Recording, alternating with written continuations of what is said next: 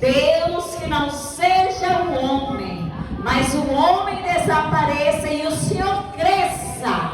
Que o Senhor vem estar aqui, ministrando esta palavra através do teu servo. E assim te louvamos e te agradecemos em nome de Jesus. Amém. Amém.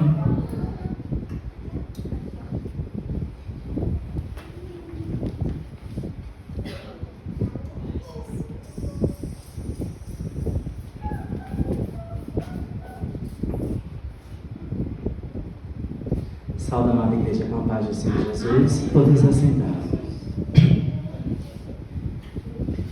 Irmãos, realmente, a diaconisa Magda falando das provações, e eu lembrando, ela falando e eu lembrando.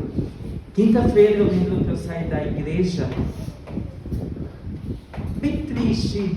Eu vim para o culto, eu saí triste porque eu fui questionando a Deus: como eu vou ministrar se minha garganta está ruim? Como eu vou falar do teu amor se quando eu começo a falar a minha voz falha? E realmente foi um momento de intimidade. Eu cheguei em casa, aqueles dias que a gente chega triste, angustiado, aflito, e se questiona e começa a questionar Deus. E começa a questionar e colocar Deus na parede, porque muitas vezes a gente questiona os nossos pais da terra e a gente acha que pode questionar Deus. E eu questionava: o que queres de mim? Se me escolheste para falar do teu amor, por que minha garganta não está funcionando? Há dias que não funciona, há dias que eu não posso falar do teu amor. E na vida existem coisas que a gente gosta de fazer. E eu começava a questionar que eu amo fazer o que eu faço na minha vida. Mas se eu colocar na balança, o que você mais gosta de fazer? Você gosta mais de trabalhar, de falar das coisas do teu trabalho ou de falar do amor de Deus? Irmãos, eu falo para vocês com toda a convicção do mundo: para mim, nada me alegra mais do que ministrar a palavra de Deus com amor, com ousadia, com autoridade e sem tirar o que está escrito na Bíblia. Para mim é algo que me dá prazer, é algo que realmente me preenche. Às vezes vocês não entendem o amor. Quando a gente começa a ministrar a palavra do Senhor, algo vai se renovando a cada dia, a cada manhã, e o amor, ele vai aumentando. É um amor incondicional, é um amor que realmente faz as pessoas lá fora olharem para nós e dizer: quem é esses doidos? Por que eles pregam tanto? Por que eles falam tanto do amor de Deus? Mesmo passando por situações adversas, mas eles continuam falando do amor de Deus, eles continuam acreditando no amor de Deus. Irmãos, eu posso garantir para vocês: nunca percam a fé. Nunca percam a fé de vocês. Hoje eu vou falar justamente sobre a fé. Sobre a fé, que essa fé que eu vou falar hoje, esse homem, ele representa a igreja de Cristo Jesus. Abram as vossas Bíblias no livro de Mateus, capítulo de número 8. Eu vou falar do centurião. O centurião que ele teve fé. E os estudiosos, eles comparam esse centurião com a igreja de Cristo Jesus. E eles comparam também o seu servo com nós, que somos igrejas e firmos atrás de Cristo Jesus para sermos abençoados, para sermos purificados, para encontrarmos mais e mais da parte de Deus. Porque a cada manhã eu tenho aprendido que nós necessitamos do amor de Deus nas nossas vidas. A cada manhã precisamos que o Espírito Santo de Deus nos abrace, nos console, nos dê de seu amor, nos dê da sua paz, irmã Magda. Porque imagine, no momento de aflição que a senhora passou, se não é o Espírito Santo de Deus para te consolar e ser o teu consolador bem pertinho. Então, o Consolador, ele está ao nosso lado, mas nós precisamos buscá-lo, nós precisamos dar a ele razão para que ele possa continuar cada vez mais ao nosso lado, nos sustentando, nos fortalecendo, nos mostrando o caminho que devemos seguir, nos livrando de todo o mal. Porque nós necessitamos dos livramentos de Deus. Ontem, eu lembro que Emanuel estava com muita febre. Mas Deus, Ele é um Deus que cura. E essa passagem hoje, ela vai falar de fé, ela vai falar de cura, ela vai falar de bondade, ela vai falar de esperança, ela vai falar de renovo que vem do céu para a igreja de Cristo Jesus. Quando nós estamos reunidos, nós formamos a igreja de Cristo Jesus. E quando nós oramos uns pelos outros, a nossa oração, ela sobe, a gente tem que orar para Deus com amor, com convicção, com fé. Com a fé que esse homem, esse centurião, ele chegou para Jesus, ele teve tamanha fé, que nem em Jerusalém Jesus encontrou tamanha fé. Mateus capítulo 8, versos de número 5, começando do 5, diz assim: E entrando Jesus em Cafarnaum, chegou junto dele um centurião, rogando-lhe, e dizendo: Senhor, o meu criado jaz em casa paralítico e violentamente atormentado. E Jesus lhe disse: Eu irei e lhe darei saúde.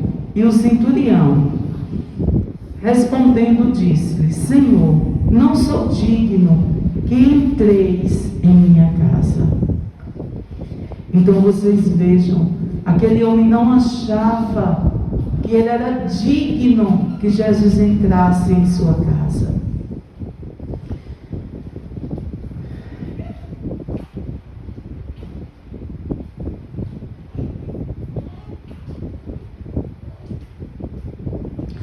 Mas dizei somente uma palavra, e o meu criado sarará. Pois também eu sou um homem sob autoridade, e tenho soldados às minhas ordens. E digo a este: vai, e ele vai. E a outro: vem, e ele vem. E ao meu criado: fazer isso, e ele o faz. E maravilhou-se Jesus ouvindo isto, e disse aos que o seguiam: em verdade vos digo, que nem mesmo em Israel encontrei tanta fé. Mas eu vos rogo que muitos virão do Oriente e do Ocidente, assentar-se-á à mesa com Abraão, Isaque e Jacó no reino do céu. E os filhos do reino serão lançados nas trevas exteriores. Ali haverá pranto e ranger de dentes. Então disse Jesus ao centurião: vai, e como creste, te seja feito. E naquela mesma hora, o seu criado saiu. Então vocês vejam a fé daquele homem. Vocês vejam a fé daquele homem. Aquele homem era um soldado. Ele tinha patente, mas ele não era judeu, ele era gentil. E o povo gentil, ele não se misturava com o povo judeu. Talvez ele tenha ouvido falar de Jesus. Há quanto tempo?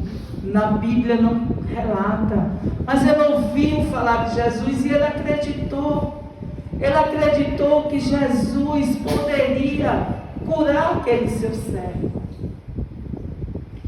Para muitos, era somente mais um. Era somente mais um servo que ele tinha. Aparentemente, os estudiosos dizem que ele tinha aproximadamente 100 homens sob o seu comando. Então ele ia somente perder mais um, mas ele poderia arrumar outro. Mas em seu coração tinha compaixão. Ele tinha compaixão para com o próximo. E é isso que tem faltado nos dias atuais, missionária Ruth. Nos dias atuais, irmão Evandro, tem faltado compaixão. As pessoas têm esquecido o que significa a palavra amor. As pessoas têm esquecido o que significa a palavra bondade. Mas aquele homem, ele era um homem bondoso, irmã Magda. Ele era um homem que ele tinha compaixão em seu coração. E era um homem que se preocupava com aqueles que estavam à sua volta. Essa passagem nos mostra que mesmo ele sendo gentil, ele fez uma sinagoga para os judeus. E ele não conhecia Jesus. Ele ouviu falar de Jesus. Mas ele creu em seu coração. E esse homem, ele serve de exemplo hoje para nós, para aumentar a nossa fé. E aquele homem pediu, ele poderia ter pedido muita coisa para Jesus, mas ele disse: diz apenas uma palavra. Ele só pediu que Jesus desse ordem a seus anjos para curar aquele paralítico enfermo, que estavam ali, talvez sendo desprezado, talvez sendo rejeitado, talvez sendo humilhado. Imagina, ele estava ali, e você ser paralítico naquela época era mais difícil do que hoje. E aquele homem, um homem de patente, ele vai ao encontro de Jesus. Porque hoje, nos dias atuais, um homem de patente chegar para se humilhar é difícil. Imagine naquela época. Imagine ele ainda sendo gentil. Ele não era um judeu, ele era um gentil. Mas ele tem a fé. Ele tem uma fé inabalável. Ele creu que apenas uma palavra e seu servo seria curado. E eu pergunto para vocês, como anda a fé de vocês nessa noite? Nós temos crido naquilo que nós temos clamado ao Senhor? Nós temos acreditado no que nós temos ministrado? Ou nós temos ministrado e não temos aprendido nada? Eu costumo dizer que a cada ministração eu tenho aprendido mais e mais de Deus. Essa passagem me dá um exemplo de uma igreja fiel. Uma igreja fiel e temente a Deus.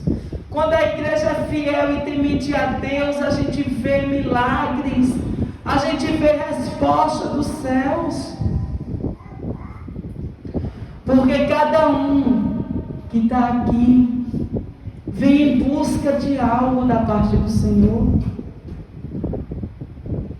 Vem em busca que o Espírito Santo testifique ao coração de vocês algo.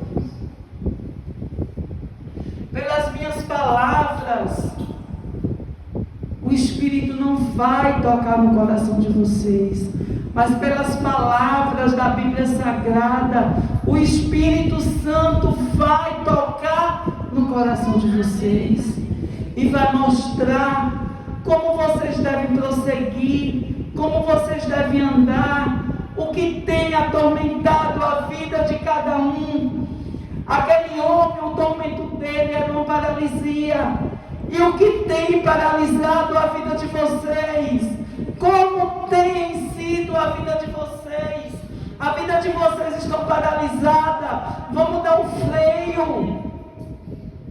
O que tem paralisado a vida de cada um de vocês? A palavra do Senhor nos ensina que Deus, quando enviou Jesus, que Ele deixou o Espírito Consolador, Ele nos deu o poder de abençoar. Então vamos começar abençoando. Vamos começar profetizando: Senhor, eis-me aqui, eu sou teu servo, eu sou tua serva. Então me ajuda, Pai. Tira de mim o que não te agrada. Quantas vezes eu tenho clamado a Deus e tenho dito: Senhor, tira o que não te agrada, por mais que eu não queira, mas tira. Porque o que não te agrada é da carne, e o que me leva até ti é do Espírito. Vamos clamar para que o Senhor nos faça cada manhã nova criatura. Nova criatura nos pés e nos braços de Jesus. Ele diz que todos aqueles que crê em Cristo Jesus irão sentar à mesa com Abraão, Isaque e Jacó. Mas, irmãos, esse é um privilégio que nós temos, que antes nós não teríamos. Porque o povo de Jerusalém, eles não reconheceram a Jesus suficiente. Eles não creram em Jesus como eles deviam ter crido. Vocês vejam que o próprio Jesus falou: nem em Israel vi tamanha fé. Qual o tamanho da tua fé, irmão Cristiano? Qual o tamanho da nossa fé? Você crê em quê? Essa passagem nos mostra que temos que crer em Cristo Jesus, porque Ele é o caminho, a verdade e a vida. E aquele centurião, quando ele clama ao Senhor, era como se ele dissesse, quando ele diz: eu tenho vários empregados e eu digo: vai, faz, e ele faz. É como se ele dissesse: Senhor, tu tem anjos que te obedecem, então manda que eles vá curar. Basta apenas uma palavra e eles irão lá e meu servo será curado. E o milagre irá acontecer.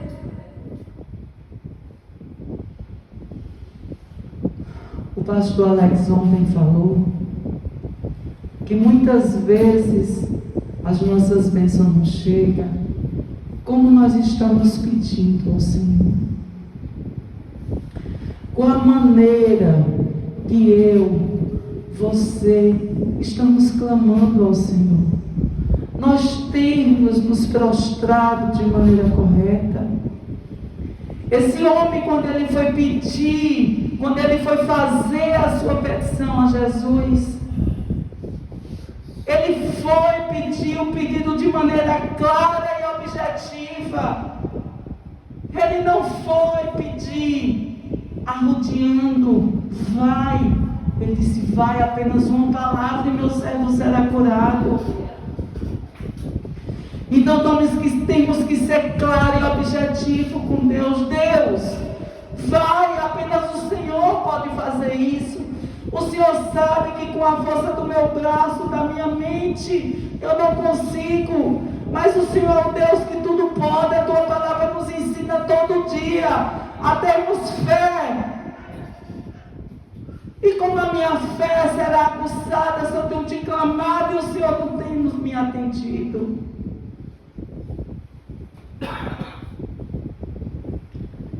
Mas muitas vezes o que nós queremos não irá nos fazer bem. Deus tem planos para as nossas vidas. Deus tem traçado caminhos para as nossas vidas. Muitas vezes a gente vê algo tão difícil e de repente a gente diz, meu Deus, somente Tu que é capaz de fazer algo tão maravilhoso. Como Tu tens me livrado, me dado força, me sustentado. Vocês imaginam quanto Deus tem sustentado cada um aqui. Porque cada um aqui tem passado por diversas provações. Tem pisado em diversos espinhos. E ainda tem que apertar. Ai de vocês se não fosse Cristo na vida de vocês. Quantas vezes vocês têm pulado e caído no abismo e tenta se levantar? Vocês imaginem se não é Cristo na vida de vocês, como vocês iriam. Porque mesmo em meio a provações, Ele tem dado a sua mão e dito, ei, eu estou aqui. Eu tenho visto cada lágrima que tu tem derramado. Eu tenho visto cada vez que tu tem ajoelhado, chorado. E muitas vezes não tem nem o que dizer. Eu tenho visto as tuas petições. Eu tenho visto, eu sou o Deus que tudo vejo. Creiam mais em mim, creiam mais na minha palavra. Eu tenho mostrado, eu nunca tenho desamparado a vocês. E muitas vezes tem duvidado, cadê o meu Deus? O teu Deus está em teu coração. O teu Deus está ao teu lado. Apenas busque e clame. E Ele bate. Eis que bateu a porta. Aquele que abriu, eu entrarei e cearei. Confia. Confia. Aquele homem aparentemente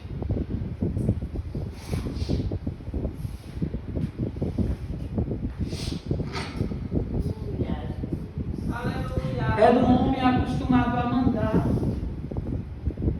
E quem é acostumado a mandar não gosta de pedir. Aquele homem era acostumado a mandar e as pessoas a obedecerem. Mas ali ele estava na posição de pidão. Ou seja, ele reverteu as situações. Ele deixou de dar ordem para pedir. Mas ele foi humilde. Ele não teve vergonha de pedir para o seu servo. E nós temos pedido para as pessoas que a gente vê que necessita. Ou nós muitas vezes temos vergonha. Ele não teve vergonha de se humilhar. Ele não teve vergonha de ir em busca da cura para o seu criado. Aquele homem, Ele mostrou respeito e rogou-lhe. Ele mostrou humildade, coisas que muitas vezes a gente não vê dentro das igrejas. Muitas vezes a gente não vê a humildade dos irmãos. Aquele homem mostrou humildade, ele representa humildade. Aquele homem, ele mostrou em poucas palavras o amor que ele tinha para com seus empregados. Coisa rara de acontecer. Mas aquele homem, se ele não tivesse ido em busca ou ao encontro de Jesus, ele não tinha visto o olhar benigno de Cristo. Ele não tinha visto o discernimento de Cristo. Ele não tinha compartilhado o amor de Cristo para com o próximo. Então, quando ele foi pedir pelo seu, ele ficou ao lado de Cristo. Ele pôde ver a bondade de Cristo. Ele pôde contemplar a sabedoria, o amor, a paz, a esperança. Mas algo que chama muita atenção nessa passagem, eu citei e vou citar novamente. Ele chega para Cristo e diz: eu não sou digno que entreis em minha casa. E vocês vejam que todos, até os judeus, achavam ele um homem íntegro. E os judeus vão e dizem: ele fez uma sinagoga para o adorarmos. Vocês imaginem só, irmã Miriam, um homem que está ali. Alguns estudiosos dizem que ele era capitão. Um capitão, principalmente do exército, ele tem horário, ele é pontual, ele é obediente, ele tem responsabilidades. Então aquele homem com tantos afazeres, imagine tantos afazeres, ele tinha uns 100 homens para ele tomar conta, mas ele deixa tudo e vai pedir por um. Ele vai clamar por um. O que eu tiro nessa passagem? Que a igreja pode estar cheia, mas se tiver faltando um, o Espírito Santo vai ficar triste.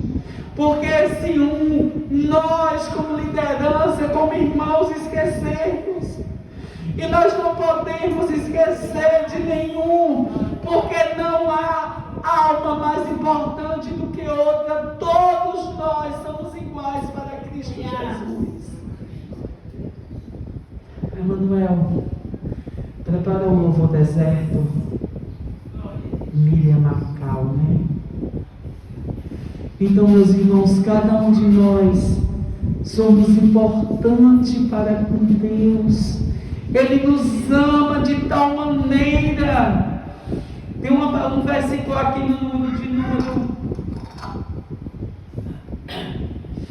número 8.